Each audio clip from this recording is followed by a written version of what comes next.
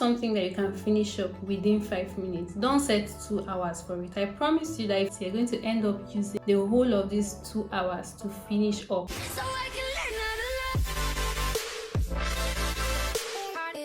Hi loves, in today's video I'll be telling you steps you can take to stop procrastination and manage your time better. Procrastination, as we all know, is leaving the right thing you are to do and doing something else against your better judgment. It is very different from laziness, because procrastination is an active doing. You are leaving the right thing you are to do and you are doing something else, while laziness is basically doing nothing. So for you to be able to stop procrastination, you have to first identify that you have this habit, then identify the reasons why you procrastinate, because there could be a whole different reasons why different people procrastinate. One reason could be because you feel the urge to be perfect in what you do. Another cause could be the habit of waiting till the last possible minute, and I happen to be the leader of those in this category. Tendency to be easily distracted. While another person could procrastinate because they easily get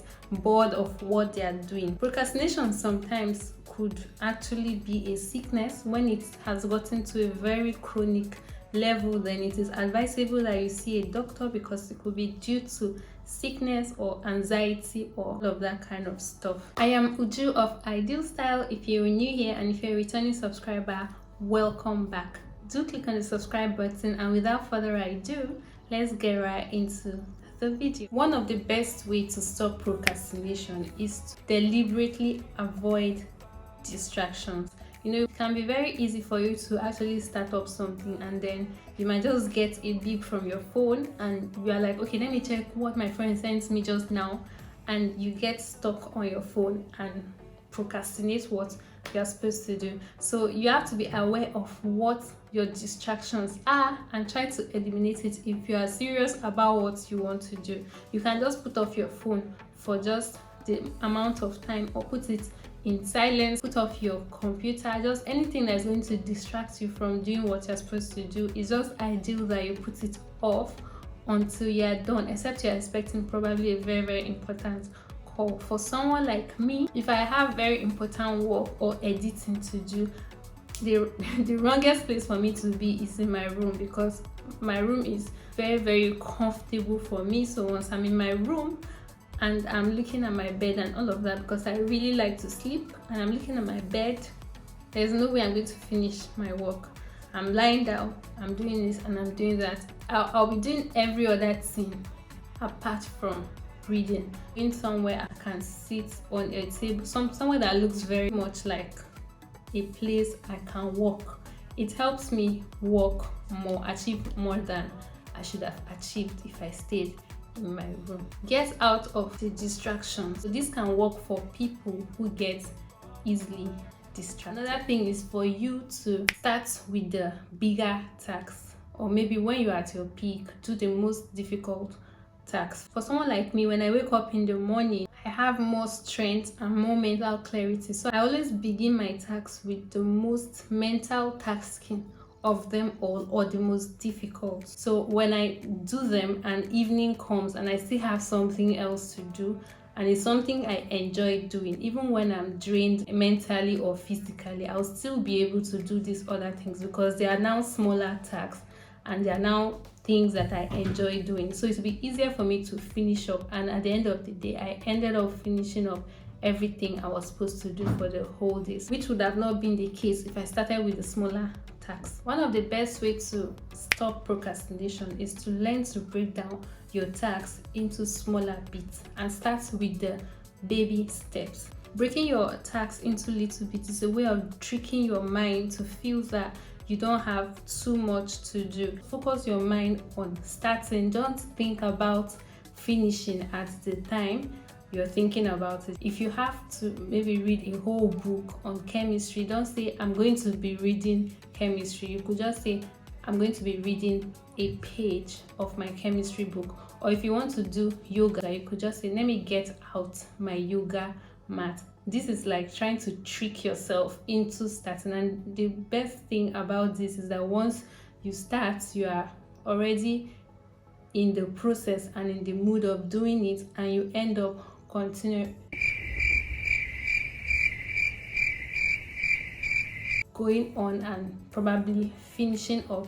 The whole essence of this particular step is for you to master the act of showing up. That's like the gateway habit. Now, the essence of all of this is for you to start, not necessarily about finishing up. Once you learn to show up, then you begin to master the performance. So this particular step can actually work for people who are always scared of doing all of the bulk work. Knowing that you can break them down in bits and starting somewhere is key. And for also those who are perfectionists, you don't have to be perfect all the time. The more you do something, the more you master it, and the closer it begins to get to perfection. Another thing that you can do is to set a deadline for yourself. When you have something to do, tell yourself, okay, before so time I should be done with this. If you have something that you can finish up within 5 minutes, don't set 2 hours for it. I promise you that if you set 2 hours for it, you're going to end up using the whole of these 2 hours to finish up something like this. I can say it because it's something I can do very, very much. Now, the remaining time you would have used to do something else, if you wasted it doing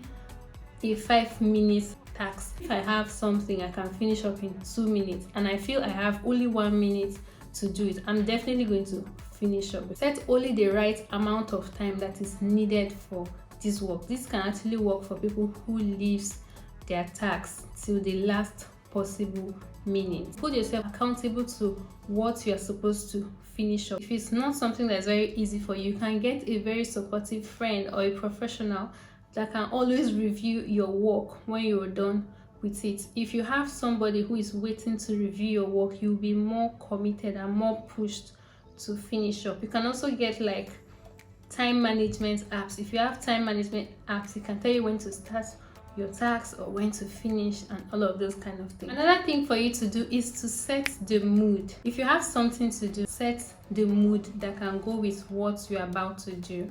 If you want to probably work on your laptop, I don't feel the right place to be is on your bed, because you're setting the mood to sleep at that point. So the right place to be is at your working desk. Find the things that motivate you. If it means lighting up a scented candle, maybe when you're about to complete a task, it could help because it makes you feel like, okay, it's not about the work. You're practically trying to hack the pleasurable part of that work. At this point, you're not only thinking about the work, you're perceiving something very nice. Your room or your workspace smells very, very nice. It doesn't feel like just work again because you are working, you're doing the hard part, you're also feeling pleasure coming from someone. If you have cleaning to do or maybe clothes to wash, you can just put on a music and you're listening to it and you're singing out loud and probably dancing as you're working. So at this point, it doesn't feel like work. Somebody could be passing and not even know that you're working. So this is how you hack pleasure from what you're doing. This particular step can work for people who always get bored of doing their set tasks. Sometimes you can actually take a break, because once you take maybe 10 minutes break and take your mind out of everything or all the work you have to do, once you're back, your brain is refreshed, mental clarity is in check, and you are starting all over again. This is like rewarding yourself. Once you feel you are going to get a reward from something, it pushes you to do it more. If you say, okay, once I'm done with this particular work, I'm going to watch my favorite show on Netflix, it's like a reward you are looking forward to. So you are pushed to do more and finish up on time. The last but not the least is to organize yourself. If you are well organized, you feel more committed to do what you are supposed to do. You even feel like you're taking your life more seriously. You can just do a to-do list, write out everything you're supposed to do in the whole day, or set visual cues for what you're supposed to do. If you do this, you will not be able to conveniently forget the right things you're supposed to do. I have a friend who actually puts stickers and writes down everything she's supposed to do for the whole week or for the whole day, and then put these stickers on her standing mirror. She's always in front of her standing mirror a lot of times. So once she goes there, she's already seen the write-up of what she's supposed to do. This way she won't forget them and she feels more accountable to herself once she does that. So these are the few of the steps that I have for you. If any of them were helpful, please tell me in the comment section down below. Well, I kind of have other things that I do personally, like I have a 5 seconds rule.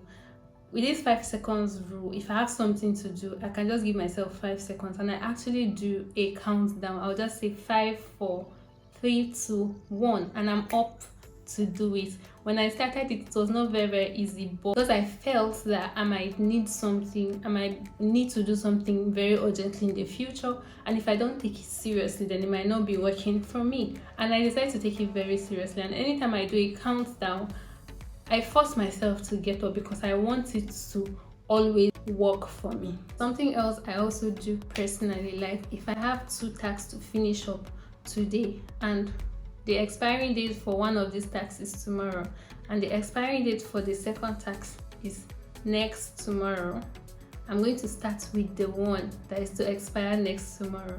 So once I'm done with it, I'll be forced to do the second task that is to expire tomorrow, because I know that it's going to expire tomorrow, so I have no choice but to do it. But it's not going to be the case if I started with the task that is to expire tomorrow. If I get tired at some point or I get lazy, I can just decide to push the last task for tomorrow, since it's going to expire next tomorrow. This is not always very effective, but it works for me. Just identify what makes you procrastinate and find what works for you. So guys, we've come to the end of this video. If you enjoyed it, give me a big thumbs up, subscribe, share, leave me a comment in the comment section. I'll be sure to reply, and I'll see you in my next. Bye.